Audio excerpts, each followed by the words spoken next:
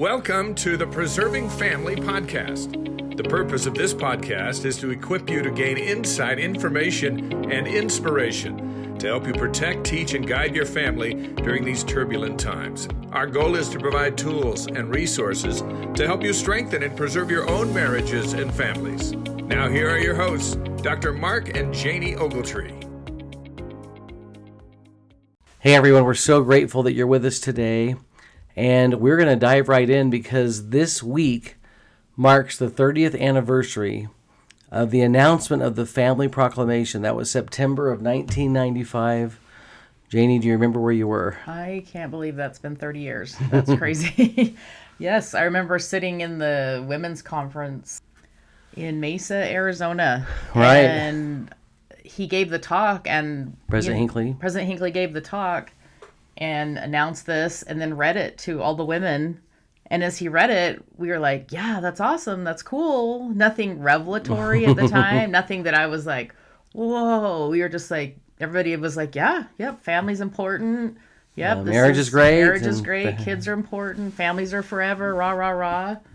And it was kind of a big deal, you know, because people were like, yeah, that's great. But looking back, we're going to talk about this. They must have seen things going on even then. But I love how Sherry Dew says that prophets see around the corner, because they obviously saw our time 30 years later and going forward, the impact that this incredible document would have. Yeah, I totally agree. That was the exact phrase I was thinking of as you were talking is, prophets see things we don't see, and they knew what was coming. I mean, yeah, there was definitely some things going on in terms of family trends back in the 80s and 90s and even 70s when the kind of the sexual revolution takes place, or the 60s. But now in the 90s, there was just a little bit of momentum that was just getting rolling. And this is when the proclamation comes out. So things were definitely escalating, and there was probably some agitation and some concerns about what was going on with families. But I think if I remember, it was 1994, right?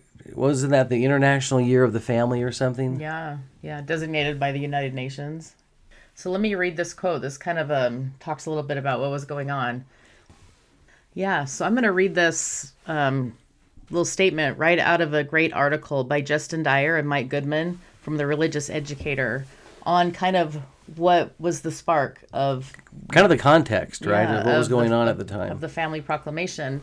It said the year 1994 was designated the International Year of the Family by the United Nations. The UN had asked two conferences to address matters related to the family: the Cairo International Conference on Population and Development and the Beijing World Conference on Women. These conferences led to much discussion within the Quorum of the 12 Apostles and seem to have been pivotal events leading to the creation of the proclamation. The church sent representatives to the Beijing conference, and as Elder Boyd K. Packer put it, it was not pleasant what they, the representatives, heard. Although not elaborating on this statement, Elder Packer noted that he read the proceedings of a session at the Cairo conference in which the word marriage was not even mentioned. It was not at a conference on the family, but marriage was not even mentioned. When a conference on the family was announced that would occur in Salt Lake City, Elder Packer said, "Some of us made the recommendation. They are coming here. We had better proclaim our position." Elder M. Russell Ballard described the situation similarly. Various world conferences were held dealing either directly or indirectly with the family. In the midst of all that was stirring on this subject in the world, the First Presidency and the Quorum of the 12 Apostles could see that the importance of declaring to the world the revealed true role of the family in the eternal plan of God. So I love that they're proactive and that they recognize that, okay, with these huge conferences that are on a global level, and the fact that what was being taught and said about the family wasn't really in line with what our beliefs would be, and especially what the Lord's beliefs would be in terms of the plan of salvation. And I think marriage was being minimized, and they wanted to make it known. Yeah. I mean, Mark, I know you belong to an international marriage and family conference, kind of like this, an organization. And I know you come home frustrated all the time that people don't view marriage and family in the way that we as LDS people do, that they demean it, that it's just not what our values and core values are and beliefs are. And so I can imagine 30 years ago, you know, and how far it's come. Like, it's crazy. The first conference I think I went to was in 1998, so just a couple of years after this. And this was, like you said, an international/national council on the family.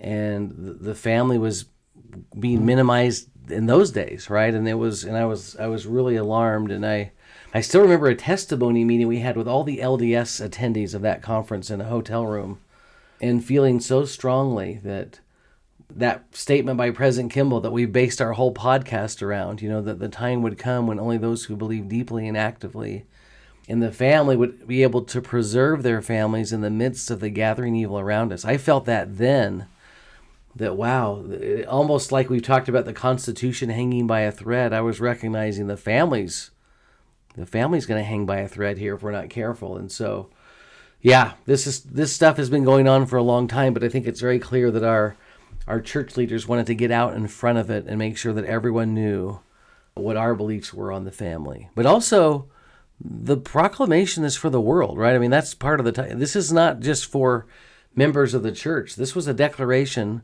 I think we just heard Elder Razban speak this week at BYU and said there's only been 6 proclamations in the history of the church.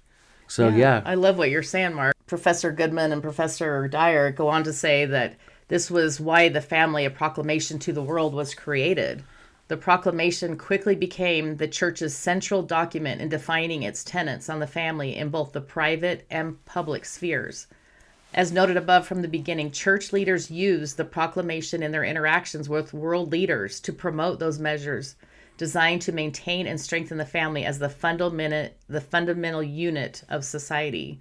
And we know that President Nelson and other prophets have given these as dignitaries and world leaders come into Salt Lake, or they go visit them. They always bring the copy of the family proclamation, copy, don't they? Yeah. So that there's no hiding, there's no denying. This is what we believe. This is our tenets.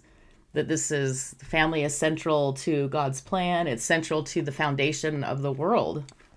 This reminds me of something President Monson said years ago, that we must be vigilant in a world which has moved so far from that which is spiritual. It is essential that we reject anything that does not conform to our standards, refusing in the process to surrender that which we desire most, eternal life and the kingdom of God. But when he says that we've moved, the world has changed, and the world is moving far away from that which is spiritual.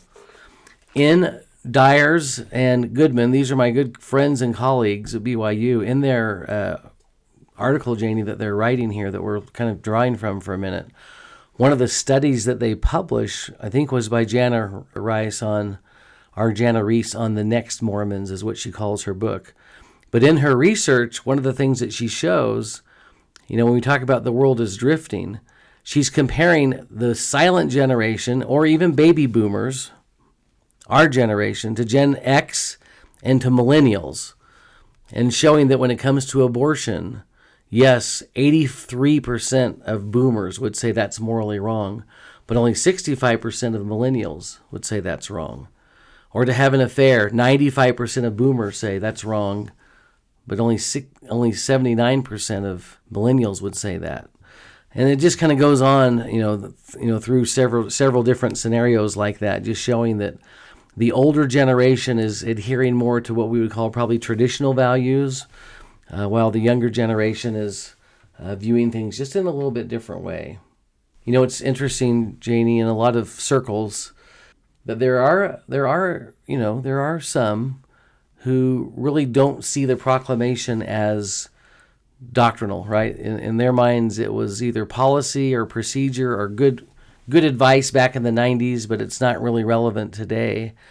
Yet those who were involved in the creating of the proclamation as a document, and I'm talking about the First Presidency and Quorum of the 12, they often testify of how inspired that those meetings were, and how inspired the document is, and that it is from God, that it is our doctrine. These aren't just not good suggestions or ideas.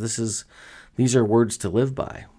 Right. And as I think our society and country, moves on, I think there's a lot of people whose maybe cultural ideas or political ideas don't jive with the family proclamation. And so that's why they've kind of poo-pooed it or shunned it or don't deem it as Or an cast it out, inspired yeah. document anymore, which is sad.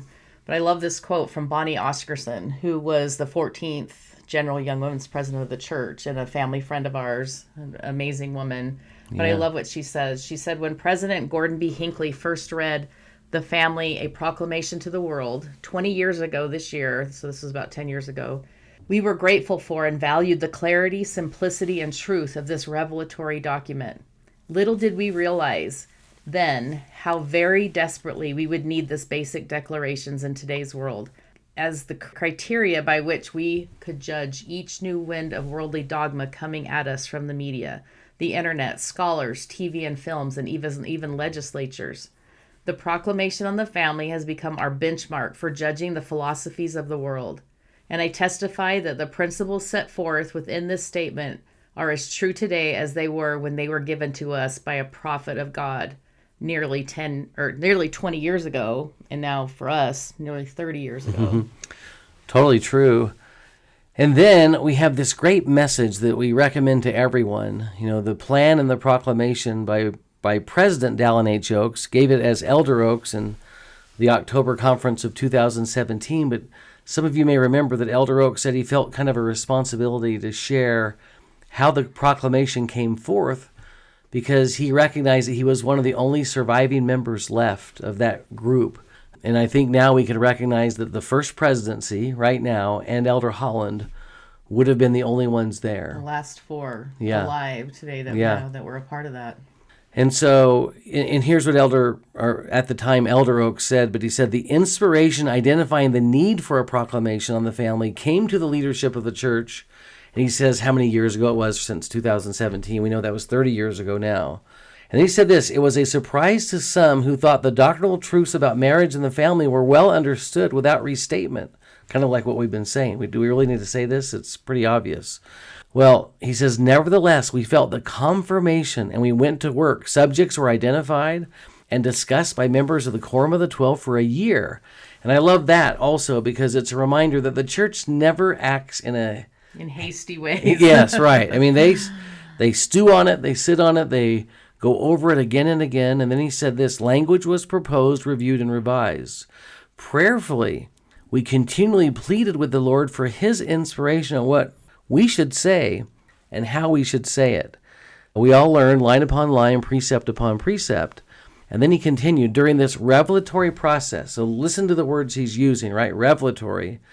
A proposed text was presented then to the first presidency, who oversee and promulgate church teachings and doctrine. After the presidency made further changes, the proclamation on the family was announced by the president of the church, President Hinckley, on that day, Janie, that you talked about on September the 23rd, 1995. And I love this. The way that President Hinckley transitioned into the proclamation was by saying this: that with so much of the sophistry that is passed off as truth, and with so much of deception concerning standards and values, and with so much of allurement and enticement to take on the slow stain of the world, we have felt to warn and forewarn. And that's kind of how we transition into the proclamation. And I love that. I love that coming from a prophet, seer, and revelator, that they foresee to warn and forewarn. Yeah. That they knew going forward, this was just going to get worse. Our culture, our society, the denigration of the family. They saw it all coming. Yeah. So true.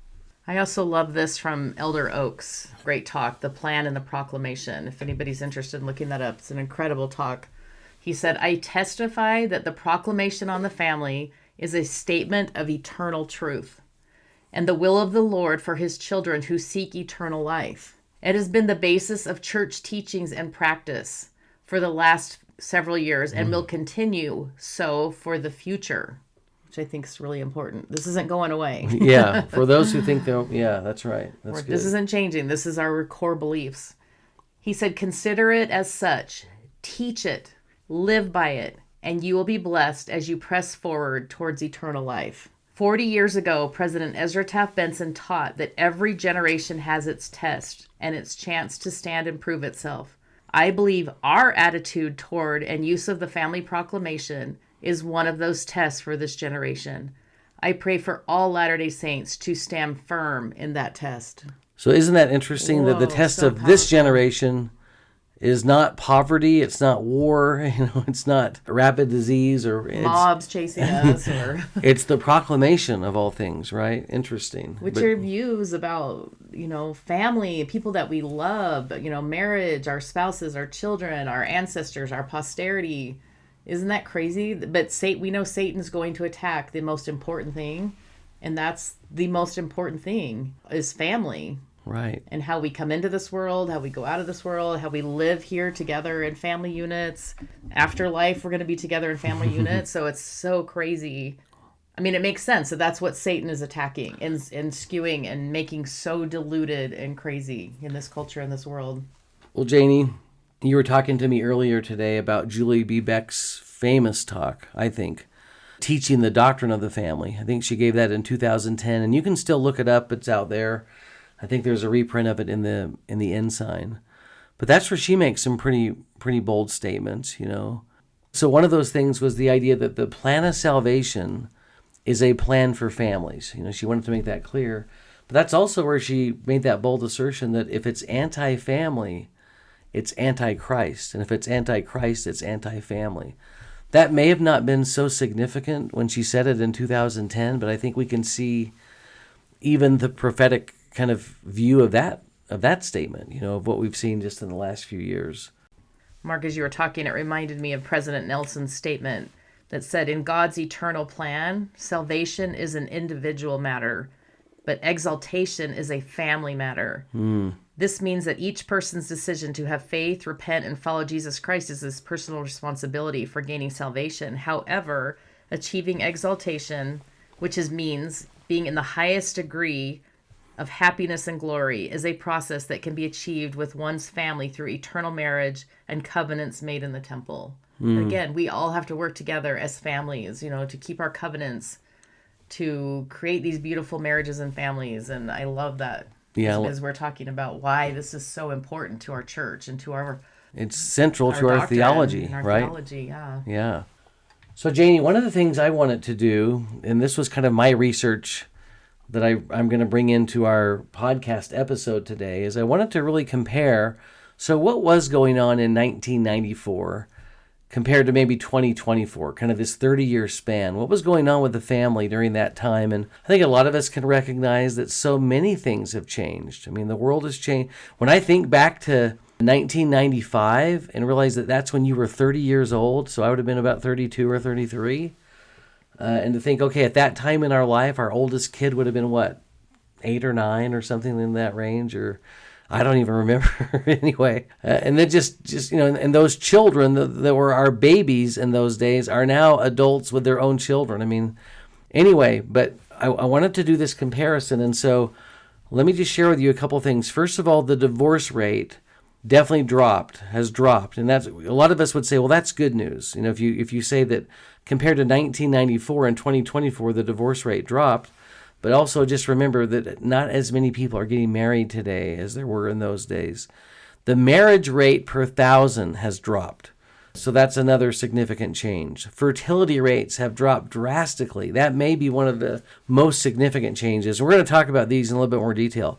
Cohabitation has skyrocketed compared to what was going on in 1994.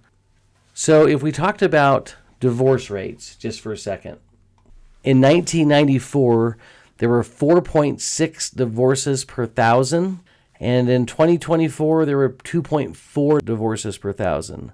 So we know that the divorce rate has fallen since the mid-1990s, and so that's probably a good thing. But once again, like I've just mentioned a minute ago, there aren't as many people getting married, and so that changes it a little bit. Another one is the marriage rate. And so in 1994, the marriage rate was about 7.6, 7.7 per 1,000 people. In 2023, that marriage rate was 6.1 marriages per 1,000. And so marriage is less common today on a per population basis as it was in the mid-1990s. And so there was even a more significant dip during COVID, but Anyway, we know that not as many people are getting married today. In fact, people are waiting longer to get married. The average age for a male to marry in our country today is 29, and for a woman is 27. 30 years ago, they were in the early 20s when they were getting married. Another one is fertility rate, and this is the one that's just so significant to me. In 1994, the total fertility rate was 2.0. Now, what the CDC tells us is that the 2.1 needs to be the replacement rate, or in other words, a father and a mother to replace themselves need to have 2.1 children. I'm sure that accounts for some infant mortality, but one of the most recent fertility rates in our country in 2024 was 1.6, well below the 2.0. And so we are not going to replace ourselves at this rate. Fertility has been declining since the 1990s. And in fact, our country was once the envy of the world for fertility rates. When I was born in the 1960s, the fertility rate was around 3 or 4. And now it's 1.6. And so, yes, well below the replacement rate. No question about it. And then another incredible trend is cohabitation. In fact, one researcher said that cohabitation has increased 900% over the last 50 years. That's just astronomical. In 1994, cohabitation was much less common, single-digit low percentages, 3% of adults or couples cohabitating in the mid-1990s. And now we rise up a little bit higher now, and about 9 to 10% in 2023. But if you looked at the raw numbers, it's really incredible. Cohabitation has become a much more common living arrangement since the mid-90s. And it says partly offsetting declines in marriage because more adults are choosing to live together without marrying.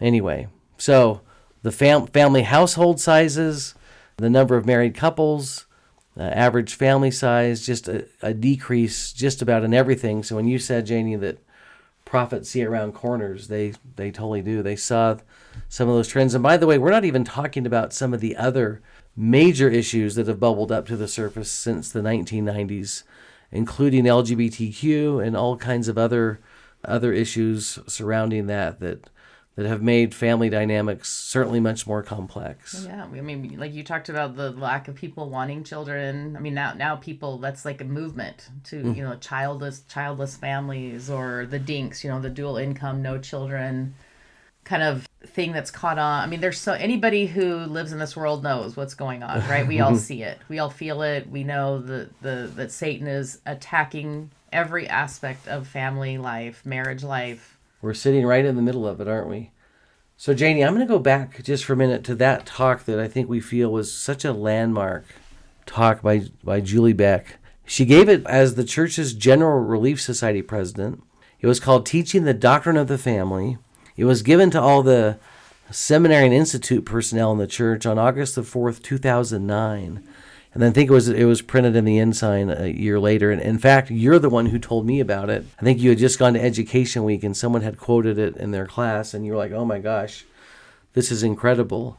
But it kind of shows, in my mind, as the church does research, it kind of shows what our church leaders were saying of, hey, here's some trends that are kind of concerning us a little bit. And they wanted to call our attention to them. Yeah, and at the time, she got a lot of pushback for this talk. Yeah. For kind of laying it out there. Yeah, laying it out there, mounting her flag, kind of throwing it down. And she got a lot of pushback from a lot of women in the church, which was kind of sad. The teachings are like right on par with the doctrine, right? Well, she was just aligned with the proclamation, right? I mean, that's what it was. But she had some great statements. She said, "We know from our studies here at church headquarters concerning the rising generation that our youth are increasingly less confident in the institution of families. They are less confident in their ability to form a successful eternal family. Because they are less confident in families, they're placing more and more value on education and less importance on forming an eternal family." And I don't think anything's changed. If anything, I think it's, probably more so. Yeah. She said, "We know from visiting with them and conducting studies that they show a lack of faith in their ability to be successful in families. They don't see forming families as a faith-based work. For them, it's a selection process, much like shopping. They don't see it as something that the Lord will bless them and help them to accomplish. They also distrust their own moral strength and the moral strength of their peers. So I think there's a lot in this one, just for a second. When you say that, or when she said they don't see forming families as a faith-based work, I think part of that is she's talking about mate selection. That we're not being prayerful, and we don't even think that the Lord could help us figure that out, which is kind of, they're missing the Lord in their life, right? And then when you say they distrust their own moral strength, I remember reading this in a class years ago, and an older woman who was in our class just blurted out, "That's so sad." You could tell she was just heartbroken that there are youth out there who feel like, "Oh, I don't think I can do this," So it is kind of a sad day when some of those things happen. Well, and it's sad for me because a lot of these kids might not be coming then from strong families where they've seen lots of contention or fighting with their parents or families falling apart. Because I would think that if you were coming from a happy, well-adjusted, all in kind of family, that you wouldn't have the perspective. But yeah. I don't know. It is sad. I agree with that woman. It's really sad that they feel this way. Because temptations are so fierce, Sister Beck says, they aren't sure that they can be successful in keeping covenants. They also have insufficient and underdeveloped social skills, which are an impediment to them in forming eternal families. So think about that for a minute. And this was in 2009. Right.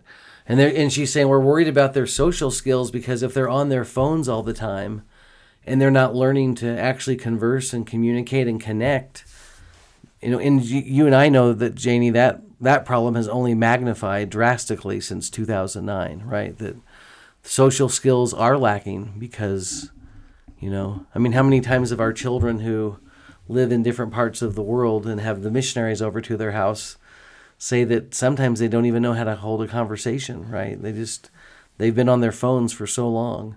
Yeah. And this is once again an area where parents can really be helpful, I think, to recognize some of these patterns and say, let's do something about that.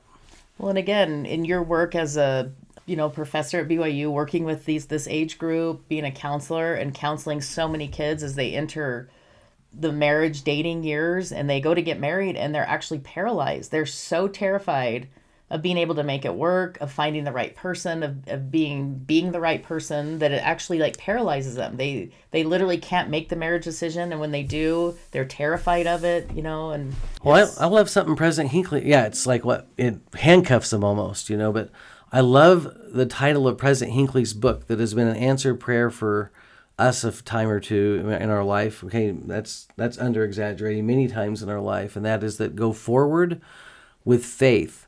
And I say to all those younger people who may be listening, or at least to talk to them through the parents who may be listening today, that help people look frontwards and not backwards. I just have so many students at BYU that think just because their parents either divorced or had a bad marriage, that means they're going to have one.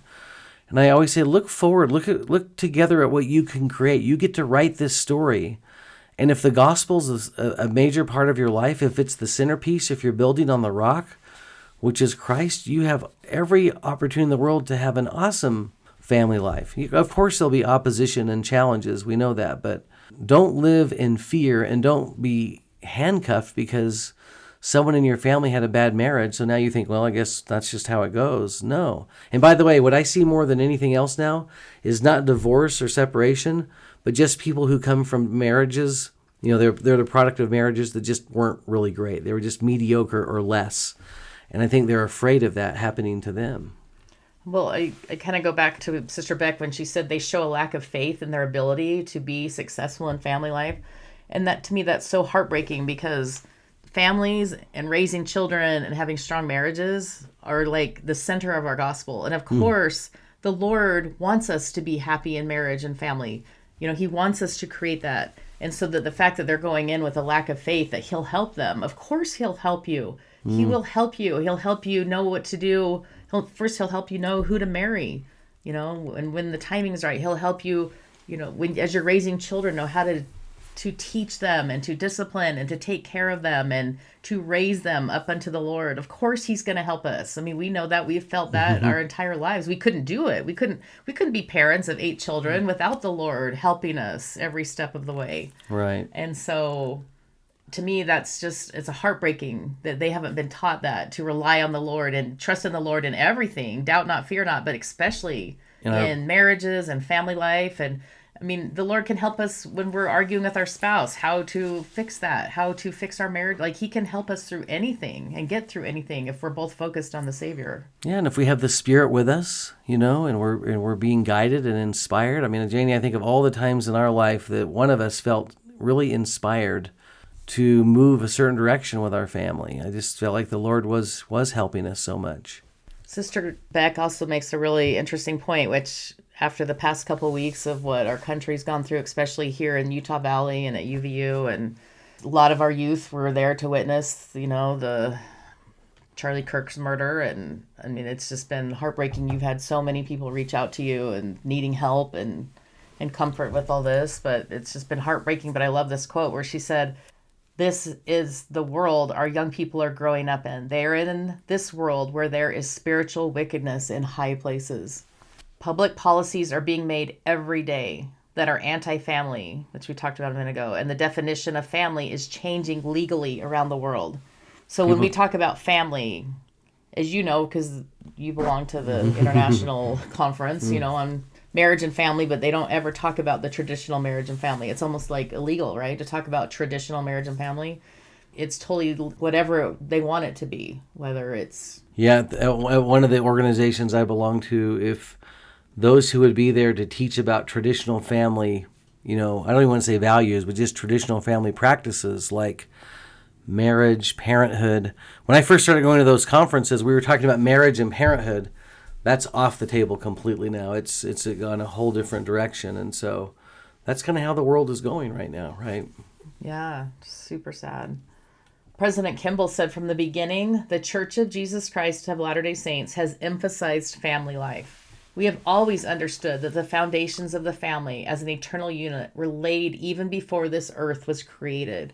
Society without basic family life is without foundation and will disintegrate into nothingness. That's what I love about President Kimball. He just kind of laid it out there where we didn't have to wonder what he meant, right? You're like, okay, I got it. Julie Beck said, "This generation will be called upon to defend the doctrine of the family as never before in the history of the world. If they don't know it, they can't defend it." And I really think, boy, have we taught this. I know we always had it framed on our wall, as our kids grew up, but I think we kind of was like, yeah, they know that family life's important, right? But have we taught this? Do we teach it in our classes? Do we teach it? Do we quote from it in our talks? Do we teach our children? Do we teach our grandchildren how important this doctrine is? Because I think in this crazy world where black is white, white is black, up is down, all the craziness that's going on, we can't assume that our children, grandchildren know the importance of marriage, the importance of family life. Just by osmosis, by being around us. They may not get that. And I think they all know, we all sing families are forever, and we all say that in the church, but do they really understand that doctrine and know why we believe that it's so important, why we do family history work for the dead, for our ancestors, why they're doing baptisms for the dead? I mean, all this is because we believe in family, that family is the central core.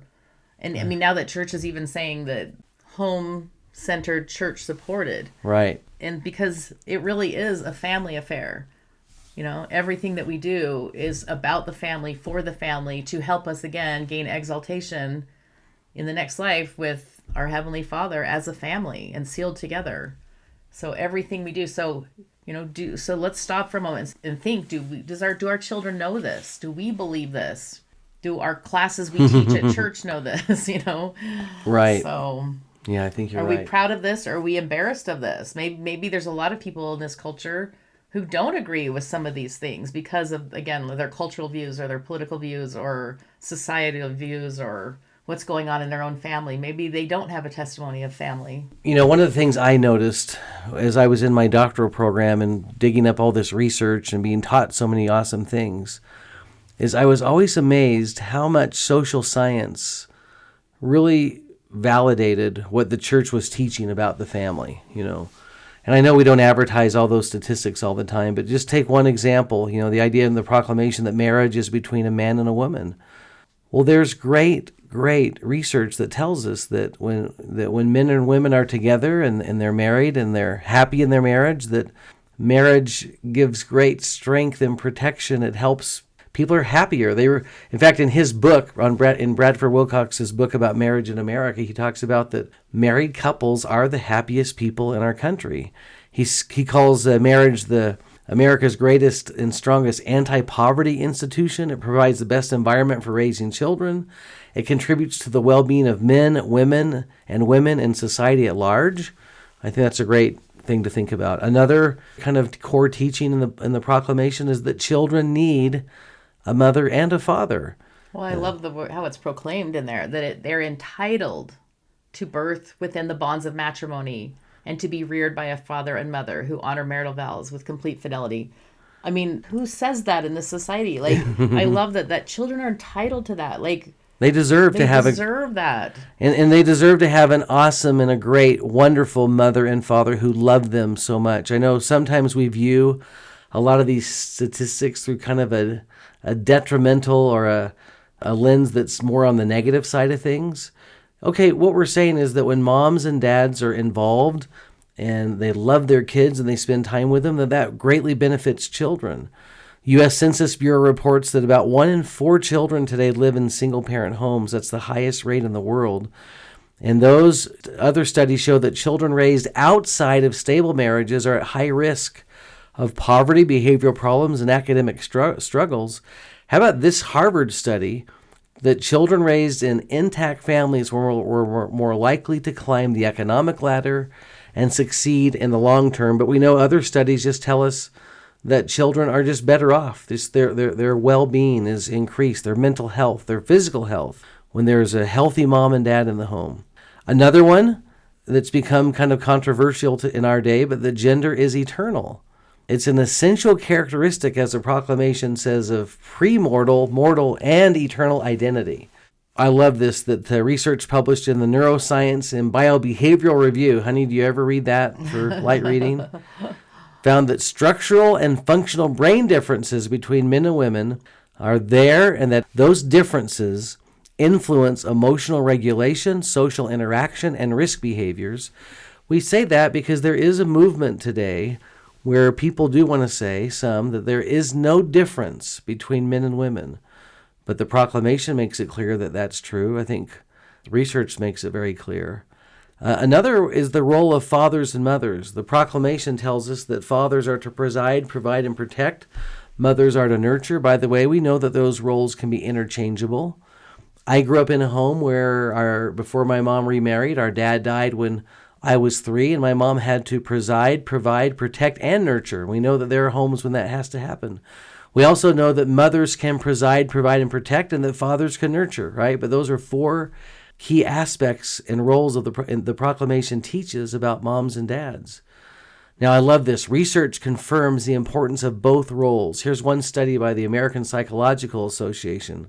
Father involvement is linked to lower rates of delinquency and higher academic success. Mother's involvement, mother's emotional nurturing is strongly tied to children's resilience and their mental health. So once again, with almost every one of these core statements, there is modern research that backs it up.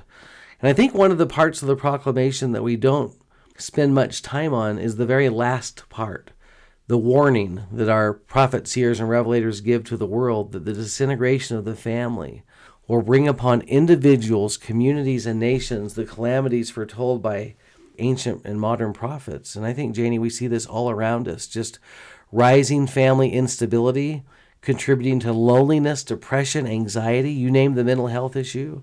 The CDC is reporting that rates of adolescent depression and anxiety have doubled in the past 20 years, a huge spike with COVID. Family instability is one of the strongest predictors of those outcomes. And there's all kinds of research out there showing us that when we ignore having a mother and a father in the home and an intact family, when we ignore the importance of that, we see that kind of what we're reaping in our society today. There's just a lot of confusion. There's a lot of mental health issues. There's a lot of violence, right? There's a lot of chaos and uncertainty in the world that we live in today. Janie, despite all of this, and I know maybe this has felt doomy and gloomy today, and we probably didn't want to give that off too much. We want to always be hopeful and happy and optimistic, but I believe that people are looking for the principles that the Proclamation teaches, And I know that you and I had an experience with some of our children a few years ago in Costa Rica, where we were we were on some tour, but at the end of the tour, the guide came up to us, and I'll never forget this. He showed me his arm. He wanted me to see his arm, and in his broken English, he said, "The hair on my arm is standing up when I'm around you, your family. How come?" And we would want to assure everyone, look, we were the most normal. There was nothing. We were just being our normal selves that day. There was nothing in my mind that was outstanding other than we were just having a great time together. But he saw that and he said, "What is it about you that's different?" And we told him. Now he didn't like that part because there was a religious explanation about the gospel, but he noticed something, and I think people are noticing today. And look what President Hinckley says. He says, "I see a wonderful future in a very uncertain world. And if we cling to our values, if we build on our inheritance, if we will walk in obedience before the Lord, if we will simply live the gospel, we will be blessed in a magnificent and wonderful way. We will be looked upon as a peculiar people who have found the key to a peculiar happiness." And I think that's kind of what we're talking about is our testimony to the world would be that these principles and values have brought great happiness in our lives. They've certainly brought great happiness to our family. And once again, we are not perfect. We would never want anyone to even think that. We just like everyone else, we're just trying our best every day. But we also love the family and value it, and we know how important it is both in this life and in eternity. And when that is a priority in your life, I think there are great blessings to be had. Mark, just this past week, my 60th birthday is coming up. And so my girls threw together this girls' weekend to celebrate my 60th birthday just a couple months early because we have a couple daughters having babies, and just because of calendaring and circumstances, we had to celebrate a couple months early. So, but we all were in Arizona together, all 8 of my beautiful daughters and I, for just a few days, and it was heaven on earth. But they know how much I love the temple, so they arranged a temple trip for me, which was just so touching for me to have. We had 6 of our 8 because 2 have infants that they had to stay home with. And, we didn't have a babysitter because we were out of town. But there was 6 of my daughters and I in the temple, in the Gilbert temple, and had a wonderful experience. And as we were coming down the stairs, they were kind of, talking and quietly and, smiling. We had just come out of a session in the celestial room, and everyone was just happy. And coming down the stairs, and this darling little temple worker came up to them and grabbed them and took them aside and said, "You guys just radiate light and goodness and power." And she got really choked up, which made us kind of get choked up. And as I looked at my beautiful daughters and realized the beautiful women that they are, the beautiful mothers that they are, that word power really stuck out to me. And as I just got really, I was already choked up being there with all of them together, but when she noticed, the light and power and the goodness that came out of them, we went into the dressing room and changed. And as we came out and we were walking out of the temple, she found them again and grabbed them. And she said, you guys just radiate so much goodness and light and power. And she said, the next generation is in good hands. And I told my daughters, I said, yes, I said, the next generation, our grandchildren, your children are in good hands because you guys are such amazing moms and women who hold tight to the iron rod, who are on the covenant path, who love the Savior, who love their children. And so I have full confidence that our grandchildren, are being raised by these incredible women. And so I love what President Hinckley is talking about as we just go about our lives, as we radiate the goodness of family life, of love of our children, of love of our spouse, of love of the gospel, that people will be drawn to us, that people are seeking that people don't know about happy marriages and families, and that's one thing that will really draw them to the gospel. And I think as we go forward in this crazy world, but we have to exemplify that, and we have to radiate love in families and what that looks like. And I'm always encouraging my daughters to speak up more. They get shut down so much on social media because there's so much anti-family, and it's not, they don't want to cause controversy or right contention. Exactly. But I think that there's so many people that are looking for that goodness and that wholesomeness and the love in family life. I know that's what drove you to the church. As you saw that, you wanted a happy family, and when you met this Mormon family that just seemed to love each other, and the parents loved each other, and they had fun, and I mean that really drew you to the gospel of Jesus Christ. Yeah, and once again, we are not talking about perfection here, right? No, not at all. We would never want anyone to think, oh yeah, this is all perfect, because we know that there are problems in all of our lives, right? And even in the family that I was so drawn to, the more you get to know each other, the more you realize, okay, that no one's perfect. Everyone's normal. Everyone has their arguments and disagreements and fights and all that. But there is a clear, there's a clear focus here, right? And the focus is on the Savior, His gospel, and on teaching the family and on uniting the family and doing some good in the world, right? And they despite all their weaknesses, all of our weaknesses, we just keep trying, right? We keep trying to do our best. That's all we can do. So as we conclude this podcast on the importance of the Family Proclamation and the 30th anniversary of the Proclamation, our LDS this week would just be to get out the Family Proclamation, dust it off, maybe reread it as a family, talk about some of the principles and how maybe they look different from the world's views, but why they're important in our life. Because let's really make sure that our children understand the principle of the family. And I think going forward, too, I really want to use that more in my testimony, in teaching lessons, teaching classes, in our family conversation with our grandchildren, to really make sure that they understand and know the principles that are being taught in the Family Proclamation. Well, I think that's what Bonnie Oscarson's talk was called, is Defenders of the Family Proclamation, right? It's defenders of the faith, but also to be defenders of the family, right? We need that. We need that today. So everyone, thank you so much for being with us. We hope you have a wonderful week.